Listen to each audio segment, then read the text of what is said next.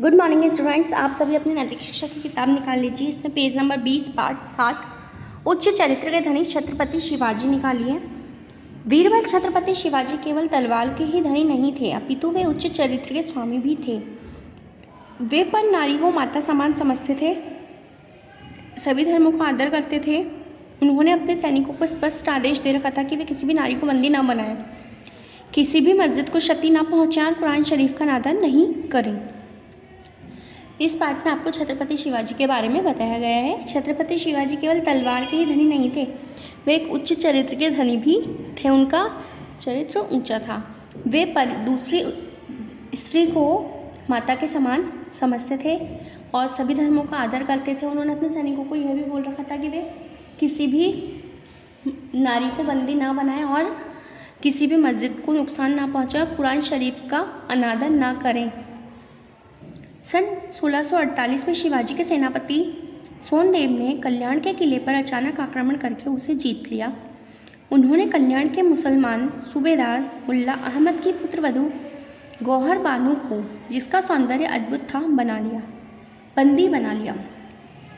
सन 1648 में शिवाजी के सेनापति हैं सोनदेव, उन्होंने कल्याण के किले पर अचानक से आक्रमण कर लिया और उसको जीत लिया। फिर उन्होंने क्या किया, कल्याणपुर के मुसलमान सूबेदार थे मुल्ला अहमद, उनकी पुत्रवधू थी गौहर बानो, उसको, जिसका सौंदर्य बहुत अद्भुत था, जो बहुत खूबसूरत थी, उसको बंदी बना लिया। शिवाजी जब विजय में प्राप्त सामग्री का निरीक्षण कर चुके तो सोनदेव ने कहा, श्रीमंत, विजय का एक रत्न अभी शेष है, उसे मैं आपको अर्पित करना चाहता हूँ। मेरी प्रार्थना है कि श्रीमंत, कम से कम इस रत्न को तो आप अपने पास रख लें। यह इस विजय का सर्वाधिक अनमोल रत्न है। शिवाजी जब विजय में प्राप्त हुई सामग्री का निरीक्षण करते हैं तो उसके बाद सोनदेव उनसे कहते हैं कि विजय का एक रत्न अभी शेष है, मैं उसे आपको अर्पित करना चाहता हूँ और मेरी प्रार्थना है कि आप उसे अपने पास ही रख लें। यह इस विजय का सर्वाधिक अनमोल रत्न है। शिवाजी को अपने सेनापति की बात सुनकर आश्चर्य हुआ। उन्होंने उत्सुकता से पूछा, वह कैसा रत्न है जिसे तुम पहले से ही मेरे लिए चुनकर रख दिया है? शिवाजी को अपनी सेनापति की बात सुनकर बहुत आश्चर्य होता है। वो उससे पूछते हैं कि ऐसा कौन सा अनमोल रत्न है जो तुमने पहले से ही मेरे लिए चुनकर रख रखा है? सोनदेव ने कहा, श्रीमंत, कल्याण के सूबेदार अहमद की पुत्रवधू का सौंदर्य का वृंद कौन नहीं जानता, उसे ही श्रीमंत की सेवा के लिए बंदी करके लाया हूँ। यह सुनकर शिवाजी की सारी प्रसन्नता विलुप्त हो गई। उनका मुखमंडल क्रोध के आवेग से लाल हो गया। उन्होंने भर्राए हुए स्वर में कहा, यह तुमने क्या किया सोनदेव? जाओ, गौहर बानो को तुरंत ससम्मान दरबार में ले आओ। सोनदेव कहता है कि मैं कल्याणपुर के सूबेदार अहमद की पुत्रवधू, जिसके सौंदर्य के बारे में कौन नहीं जानता, उसको आपके लिए बंदी बनाकर लेकर आया हूँ। यह बात सुनकर शिवाजी बहुत दुखी होते हैं और उनका मुखमंडल क्रोध से लाल हो जाता है और वो भर्राए हुए स्वर में कहते हैं कि ये तुमने क्या कर दिया?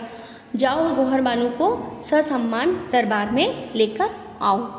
दूसरे पेज पर आ जाइए। गौहर बानो के दरबार में आते ही शिवाजी अपने सिंहासन से उठकर खड़े हो गए और अहमद की पुत्रवधू से कहा, माँ शिवा अपने सिपाह सालार की इस नामाकूल हरकत पर आपसे मुआफ़ी चाहता है। गौहर बानो जैसे ही दरबार में आती है, शिवाजी अपने सिंहासन पर खड़े हो जाते हैं और उनसे कहते हैं कि माँ, मैं अपने नामाकूल की इस हरकत से बहुत दुखी हूँ और आपसे इसके लिए माफ़ी चाहता हूँ। आह, कैसी अजीबोगरीब खूबसूरती है आपकी।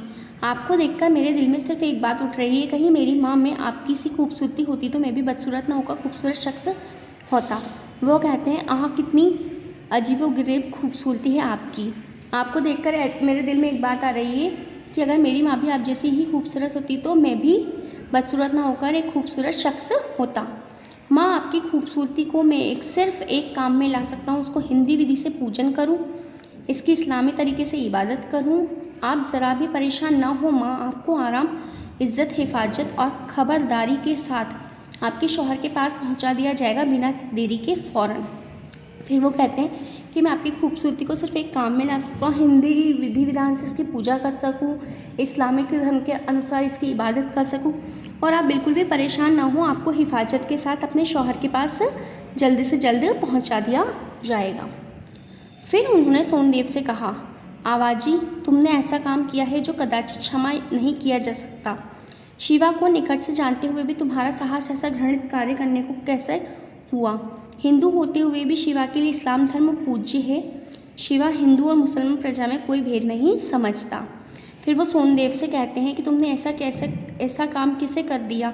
तुम मुझे अच्छे से नहीं जानते क्या? तुम मुझे जानते हो, उसके बाद भी तुम्हारा ऐसा कार्य करने का साहस कैसे हुआ? तुम्हें ये पता है कि मैं इस्लाम धर्म भी मेरे लिए पूज्य है और मैं कभी भी हिंदू और मुसलमान प्रजा में कोई भेदभाव नहीं करता। अरे, उसकी सेना में मुस्लिम सैनिक तक हैं। शिवा में यदि शील नहीं तो उसके सेनापति सरदारों को शील का स्पर्श तक नहीं हो सकता। फिर तो हम में और इंद्रिय लोलुप लुटेरों तथा डाकुओं में कोई अंतर नहीं रह जाता। अरे, अब तो हमारे जीवन से हमारी मृत्यु, हमारी विजय से हमारी पराजय कहीं श्रेयस्कर है। फिर वो बोलते हैं कि हम में यदि शांति नहीं है तो हम भी उन लुटेरे डाकुओं के समान ही हैं जो ऐसी हरकतें करते हैं। फिर वो कहते हैं कि तब तो हमारे जीवन से हमारी मृत्यु और हमारी विजय से हमारी पराजय कहीं ज़्यादा अच्छी है। यानी कि अगर किसी स्त्री को बंदी बना लिया जाता है तो वो हमारी जीत भी हमारी हार के समान ही है। आह, मेरे एक सेनापति ने यह क्या कर डाला? लज्जा से मेरा सिर आज पृथ्वी में नहीं पाताल में घुसा जाता है। इस पाप को न जाने मुझे कैसा प्रायश्चित करना पड़ेगा। भविष्य में अगर कोई ऐसा कार्य करे तो उसका सिर उसी धड़ से जुदा कर दिया जाएगा। फिर वो शर्मसार होते हैं और कहते हैं कि हाँ, मेरे सेनापति ने यह कैसा कार्य कर दिया, मुझे वह अपना सिर पाताल में शर्म से घुसा लेना चाहते थे।